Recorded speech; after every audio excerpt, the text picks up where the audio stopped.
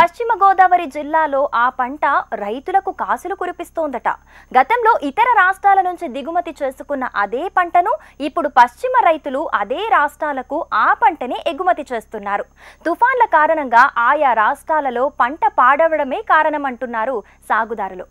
ఇంతకీ రైతులకు లాభాలను అందిస్తున్న ఆ పంట ఏంటా అనేది తెలుసుకోవాలంటే ఈ కథనాన్ని తప్పకుండా చూడాల్సిందే.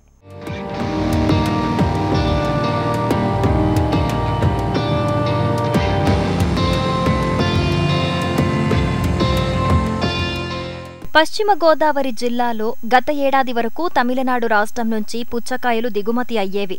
అయితే ప్రస్తుతం పశ్చిమ రైతులు తమిళనాడు, కర్ణాటక రాష్ట్రాలకు సైతం పుచ్చను ఎగుమతి చేస్తున్నారు. ఈ ఏడాది తుఫాన్లతో తమిళనాడులో పాదులు పూర్తిగా పాడవటంతో వారు పశ్చిమ రైతులపై ఆధారపడవలసి వచ్చింది. దీంతో రైతులకు కాసుల పంట పండుతోంది.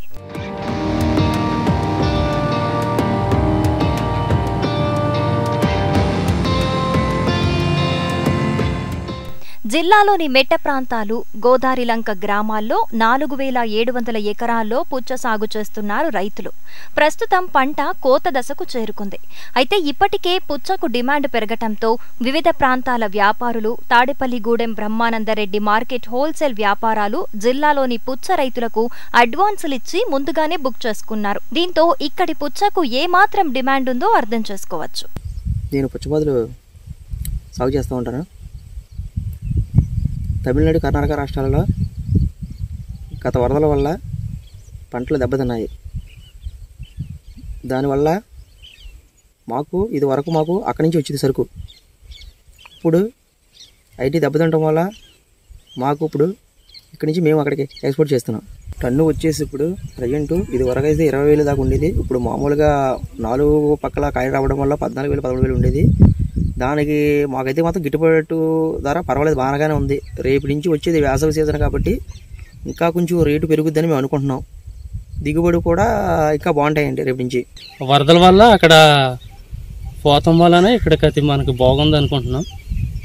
అక్కడ వరదల వల్లే ఇక్కడ నుంచి అక్కడికి వెళ్తుంది సరుకు. పుచ్చకాయ అన్నదే బాగానే ఉందండి. పుచ్చబాదు అయితే ఇంకా వచ్చేది వేసవకాలం కాబట్టి ఇంకా బాగుంటుంది అనుకుంటున్నాం. ఇంకా వేస్తున్నారండి, ఏసీ కాడ కూడా ఉన్నారు.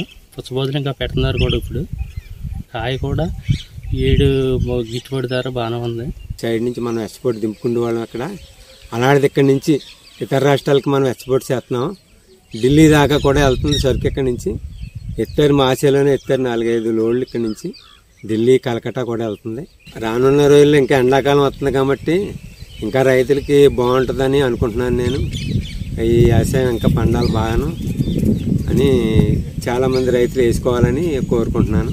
గత ఏడాదితో పోల్చి చూస్తే ఈ ఏడాది పుచ్చ పంట ధర పెరగటంతో రైతులు ఆనందం వ్యక్తం చేస్తున్నారు. జిల్లాలో కిరణ్ రకం పుచ్చ టన్ను 15,000 నుంచి 18,000 రూపాయల వరకు పలుకుతోంది.